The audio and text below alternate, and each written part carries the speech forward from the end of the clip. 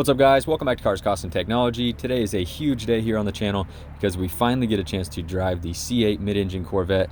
After years of following the development on this car, every leak, every rumor, posting videos after the launch, following closely and tracking the status of my order, I have been pretty much immersed in this car for years now, it feels like. So to finally have the opportunity to drive it is just incredible. Unfortunately, this is not my car. It has not arrived yet, and it still may be a little ways out, unfortunately. But this is Clarence from C8 252's brand new C8 Corvette. He just took delivery of it, and I'm so thankful for the opportunity to come out, check the car out, and drive it, give you guys some first impressions. I just want to give a huge thanks to him. I'll have a link in the description below for his Instagram page, YouTube channel. He's going to be posting a lot of great content on this car, so definitely make sure you check out his pages. And thanks again to Clarence from C8 252. Now, like I mentioned, this is a really special moment for me after following this car for so long and really being a fan of Corvette in general, of being a C6 and C7 Corvette owner, reviewing pretty much every C7 Corvette in the lineup. Man, I'm just so excited to have an opportunity to experience the C8 Corvette, and I want to share some first impressions with you guys. This car is not broken in yet, so we're going to be very careful and respectful of the car to make sure that his break-in procedures are all done properly, and he has opportunity to not void his warranty and have any issues down the road, but still get an idea of how the car feels and some driving dynamics and things like that. But a few things that I wanted to share with you as far as key takeaways or first impressions. Before we could even leave the parking lot, this car is definitely a showstopper. That was the first thing that stood out to me, is it was almost difficult to film the car and take videos of it here in this parking lot that we set up at, because there were so many people stopping to look at the car, take pictures of the car, ask questions about it. It was incredible. There's some surrounding dealerships in the area that we were in.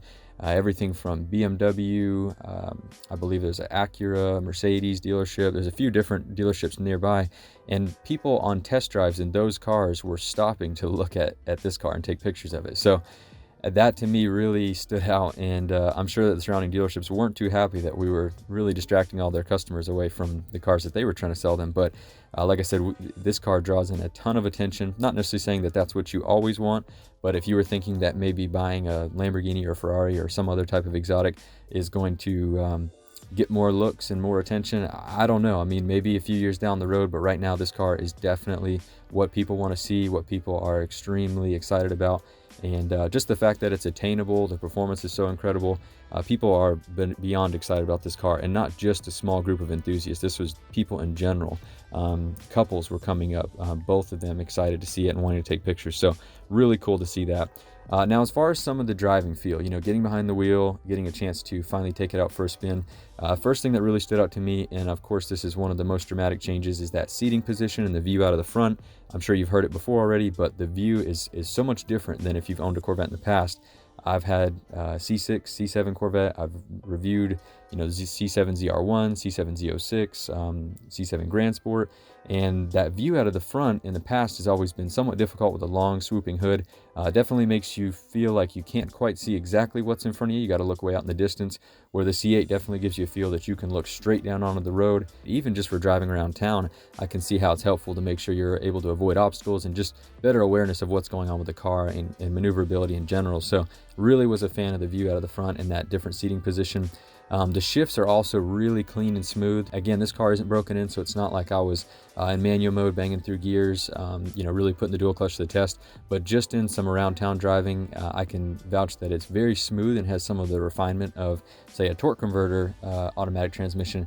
But I can tell that the shifts are much quicker than the past and don't really have that hesitation or delay. So very impressed with the transmission so far, and I think it's got a lot of potential. I'm excited to actually get behind the wheel of one of these once they're broken in and really put it to the test in the right scenario.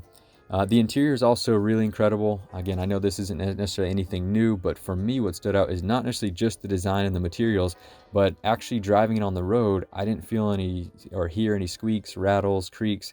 I've never really been a fan of my Corvette interiors in the past, especially my C6 was awful. C7 was a little bit better, but the squeaks, rattles, all the creaking, I'm sure you guys are familiar with it if you've owned a Corvette in the past. I didn't have any of that going on, and we were on a fairly rough highway at speeds anywhere from 60 to 70 miles an hour, and everything felt really good, felt solid, sounded good and clean. And this was a 2LT trim level car, so I'm sure in the 3LT it's even more kind of polished with those materials and less plastics being used. But Very impressed by that. You know, that was one of my concerns. Now, obviously down the road, as parts kind of wear in and the car has more flex over the years, who knows, there could be some squeaks or rattles that develop, but as a whole, I felt like it was very, very solid right out of the gate.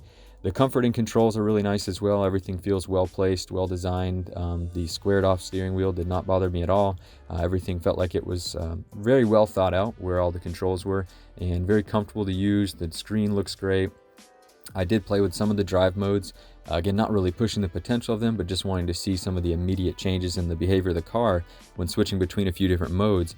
And I could definitely tell between Tour, Sport, and Track, not only did the shifts react differently, the steering felt so much different. This car was also equipped with mag ride. I could tell a difference in the suspension as well. So pretty incredible the amount of feedback you get by those different modes, because in previous generation Corvettes, I've always felt like the modes really didn't change that much for me, at least. Now, again, my car did not have mag ride in the past. It did not have some like the Z51 package and some of the other options that are meant to have more track performance and more feedback or response from the different driving modes. But again, I've been underwhelmed by those in the past, where I could tell an immediate difference on the C8 just by playing with some of the drive modes. So I'm really excited to configure that further on my car, you know, get the my mode set up and kind of tailor the car to my feel around town, as well as try out some of the other modes in different settings.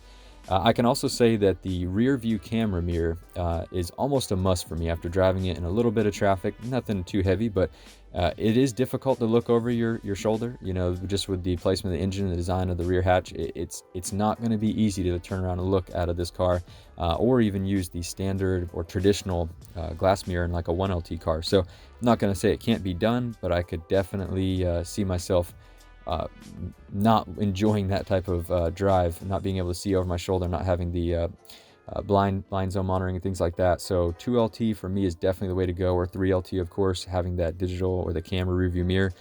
That was very, very helpful to make sure that you're able to see a full range of view out of the back. And of course, you can get your side mirrors all dialed in, make sure that you're able to get the best possible view out of that. But I'm definitely a fan of that camera rear view mirror. I've heard some other reviews where they said it was somewhat difficult to look at or adjust to. I didn't find that at all. I felt it was very enjoyable to use, very easy right out of the gate. Found myself immediately being comfortable with using it. The front end lift also is a really great feature, and a reason I want to emphasize that is in talking to Clarence. He also owns a C7 Grand Sport Corvette. He mentioned that in his Grand Sport Corvette, he doesn't scrape pulling into his driveway, and with the C8, even with the front end lift up, he almost scrapes pulling in. So I don't know all the technical details right now on ground clearance, especially between the different levels of the C7 Corvette, now going to the C8 Corvette, between Z51, standard base model, and all the different C7s, of course, the different front splitters that were available on those cars. So I don't know exactly the different ground clearance numbers, but I did find that interesting because for those of you that maybe owned a Stingray in the past, a C7, without a front splitter or anything on it, if you're thinking that you'll be able to get a Z51 C8 Corvette like myself without scraping, I would say front end lift is going to be a very important feature if you're going over any kind of steep driveways or into businesses that are going to have those steeper obstacles. So also in the back, he mentioned that if you try to back the car in, there's an air dam or some plastic pieces underneath that are very close to scraping as well. So either way you go, it sounds like the car is a little bit lower than in the past, and you can see that just by the presence of the car. It looks lower, wider, meaner stance, which is good for appearance and performance, but definitely is going to create an obstacle in getting around town and maneuvering over things like that if you don't have the front end lift. So even more so happy that I went with that option, and wanted to pass that along to those of you that may be something that you want to consider if you're thinking about ordering a C8 soon. And the last thing that I want to talk about in terms of just impressions after driving it and seeing it in person, the high wing spoiler is a really, really good looking spoiler. I was sort of on the fence on this. I even considered speccing my car with it. I did not end up choosing that option. I just went with the Z51 standard spoiler, maybe something that I can do down the road, but it looks extremely good. It kind of gives the car a feel or look of like a ZR1 from the back. And then, of course, from the side or front, you're kind of going to get more of the exotic look, you know, and I don't want to sound cliche, but it looks kind of like a Ferrari or a McLaren. You know, it definitely has those proportions and that exotic look to it. But that high wing spoiler in the back definitely adds some aggressive stance to it, makes it look really good. This is the first time seeing it in person for me, and man, it looks so good. I'm definitely wishing that I would have went that route on my car, but always something that I can get down the road. Again, that's an LPO option. But anyway, guys, those are just some of my key takeaways or first impressions actually spending a day with the car and getting behind the wheel for a little bit. I do wish that we could have been able to open it up a little bit more, but of course we want to be respectful of that break-in period.